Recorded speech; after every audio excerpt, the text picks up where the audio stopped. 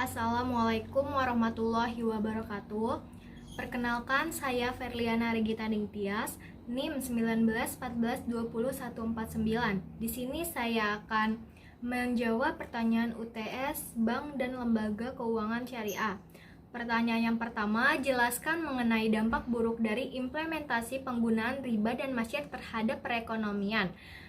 Dampak buruk akibat implementasi penggunaan riba dan masyir bagi perekonomian jika diklarifikasi meliputi: pertama, ketidakadilan distribusi pendapatan dan kekayaan; kedua, potensi eksploitasi terhadap pihak yang lemah defisit spending unit dan keuntungan lebih berpihak pada orang-orang kaya atau surplus spending unit; lalu, alokasi sumber daya ekonomi tidak efisien; dan yang terakhir, terhambatnya investasi.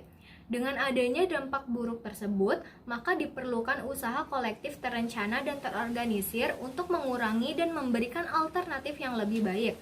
Diperlukan beberapa langkah untuk simultan dan berkesinambungan dalam memperjuangkan keempat hal tersebut: mendidik dan mengajak masyarakat agar berpartisipasi dalam penghapusan sistem riba dan judi.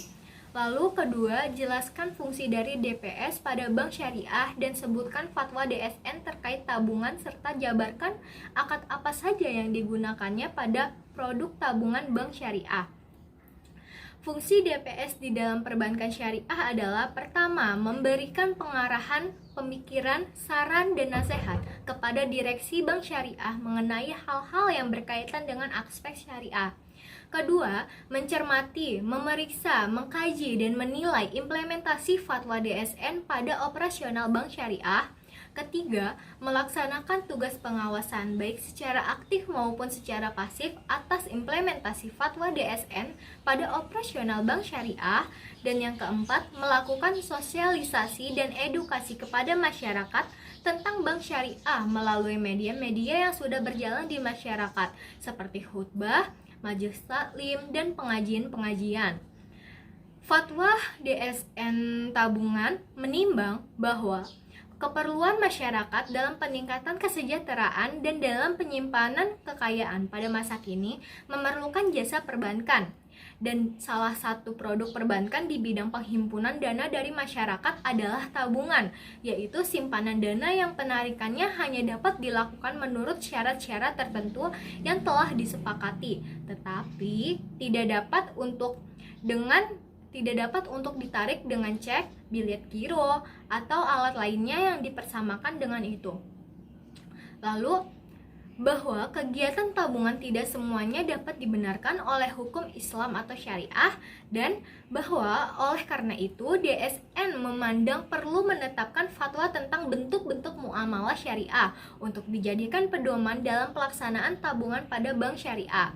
Nah, fatwa tabungan ini memiliki dua jenis tabungan. Yang pertama, tabungan tidak dibenarkan secara syariah, yaitu tabungan yang berdasarkan perhitungan bunga. Dan yang kedua, tabungan yang dibenarkan, yaitu tabungan berdasarkan prinsip mudorobah dan wadiah.